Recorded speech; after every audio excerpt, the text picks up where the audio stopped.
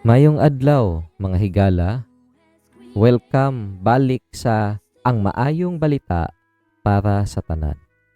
Ako si Bench Garcia ug ang atong programa karong adlaw nagapadayon kita sa atong hisgutan bahin sa pre-existence sa anak sa Dios, si Hesukristo. Magpabilin kamo uban kanako samtang atong susihon ang dugang nga bersikulo sa Biblia nga nagpatinaw sa iyang eksistensya sa wala pa ang tanan. My way is hidden from the Lord, and my just claim is passed over by my God. Have you not known? Have you not heard? The everlasting God, the Lord.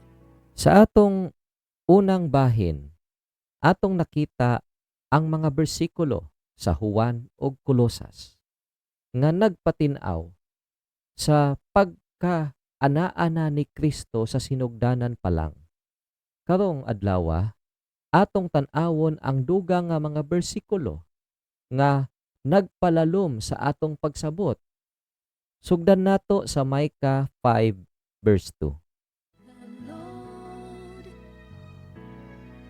the creator of the ends of the earth, neither faints nor is weary. Apan ikaw, Bethlehem Ephrata, bisan ikaw gamay alang sa mga banay sa Juda. Gikan kanimo mugula alang kanako ang usa nga magahari sa Israel. Ang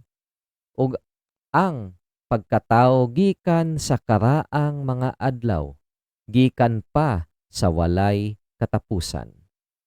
And the young men shall utterly fall, but those who wait on the Lord shall renew their strength. Kini nga propesiya sa Micah nagpasabot nga ang Misayas nga magagikan sa Bethlehem adunay eksistensya gikan pa sa karaang mga adlaw, gikan sa walay katapusan. Kini nagpamatuod nga si Jesus dili lamang na tawhanon apan usa ka langitnong persona naana sa wala pa ang tanan. And not faint, but those who wait on the Lord shall renew their strength. They shall mount up with wings like eagles. They shall run and not be weary. They shall walk and not faint. Who wait on the Lord shall renew their strength. They shall Sunod atong basahon ang Juan 17:5. Diin si Jesus nagampo sa Amahan. not be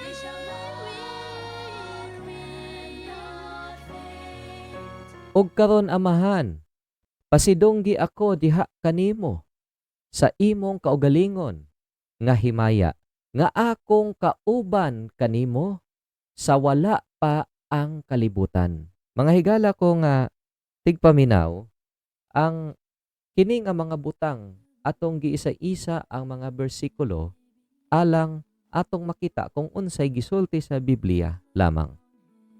While he is near, let the wicked forsake his way, and the unrighteous man his thoughts. Sa atong gibasa sa Juan 17:5, diin klaro kaayo nga nagaingon si Jesus nga siya adunay himaya uban sa Amahan sa wala pa gihimo ang kalibutan. Kini nagpakita nga siya adunay walay katapusan nga eksistensya og himaya sa langit. sa dili pa siya muanhi sa yuta. Let him return to the Lord, and He will have mercy on him.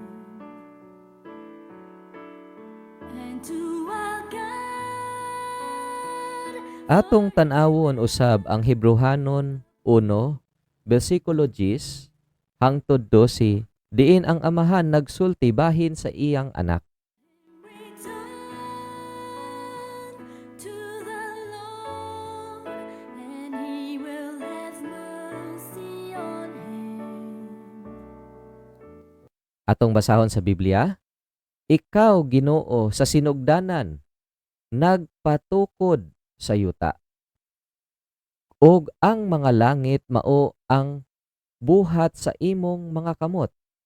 Sila magahanaw apan ikaw magapadayon. Og silang tanan maluma ingon sa usa ka biste. Og ingon sa usa ka biste imong pagkatakuson sila. Og sila mausab apan ikaw ikaw gihapon og ang imong mga katuigan dili matapos. Your ways and my thoughts than your thoughts. Ang mga bersikulo nga nag-asulti bahin sa pagkalangitnon kaniya ni Jesus ug sa iyang walay katapusang pagpadayon, nagapamatuod nga si Jesus walay sinugdanan og katapusan. Siya mao ang magbubuhat sa tanan nga mga nagpadayon hangtod sa kahangturan. Let him return to the Lord, and He will have mercy on him. And to our God, for He will abundantly pardon. Mga higala, ato lang ganahan nga ipasabot nga ang mga punto sa Biblia nagasulti nga si Ginoong Hesukristo mao ang anak sa Dios. Nga ang iyang sinugdanan dili nato maabot tungod sa atong huna-huna. Ang pagkaamahan sa amahan ug ang pagkaanak sa anak. Nagpamatuod nga ang amahan adunay anak. Ang amahan wala nahimong amahan adtong gipanganak si Ginoong Hesukristo ni ana ni Maria o adtong nagpakatawo ang anak. Kay tungod ang anak ana-ana kauban sa amahan sa sinugdanan pa lamang. Lord, for as the heavens are higher than the earth, so are my ways higher than your ways, and my thoughts Sa laing bahin, ang Philippians 2 verse 6 to 7 nagaingon,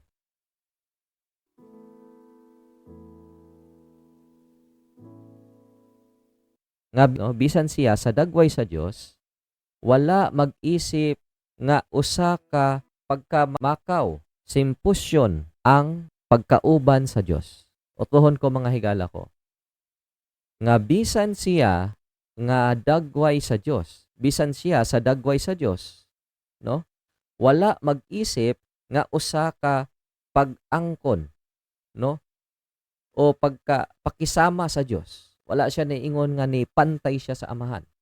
Kundili iyang gilimitahan ang iyang kaugalingon nga nagkuha sa dagway o itsura sa Dios, no? Sa kahimtang sa Dios. Sa usa gikuan niya ang usa ka ulipon, gikuha niya ang dagway sa usa ka ulipon og nahimo nga sama sa mga tao. say, O Jacob, and speak, O Israel. My way is hidden from the Lord, and my just Si Jesus, bisan anaa sa dagway sa Dios, mipili nga magpakatao o magpakabana alang kanato.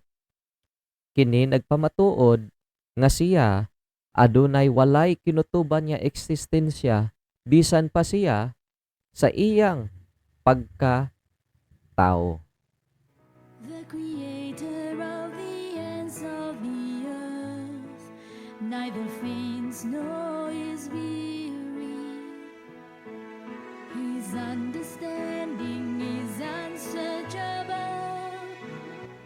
Mga higala, ang atong pagtuo sa pre-eksistensya ni Hesukristo naghatag kanato og mas lalom nga pagsabot sa iyang pagkaanak sa Dios, sa iyang dakong gugma alang kanato.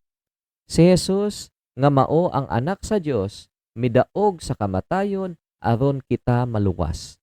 Kini usa ka maayong balita nga angay nato ipahat sa tanan. He gives power to the weak, and to those who have no might, He increases strength.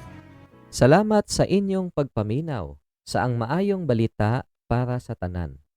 Magkita patag usab sa sunod nga higayon alang sa lain na usab nga mga pagpadasig o pagtuon sa pulong sa Dios. Kini ang inyong higala, Benj Garcia nagaingon, ang Dios magapanalangin kaninyo. They shall mount up with wings like eagles. Hangtod sa sunod mga higala, padayon sa pag-alagad ug pagtuo. Not faint, but those who wait on the Lord shall renew their strength. They shall mount up with wings like eagles. They shall run and not be weary. They shall walk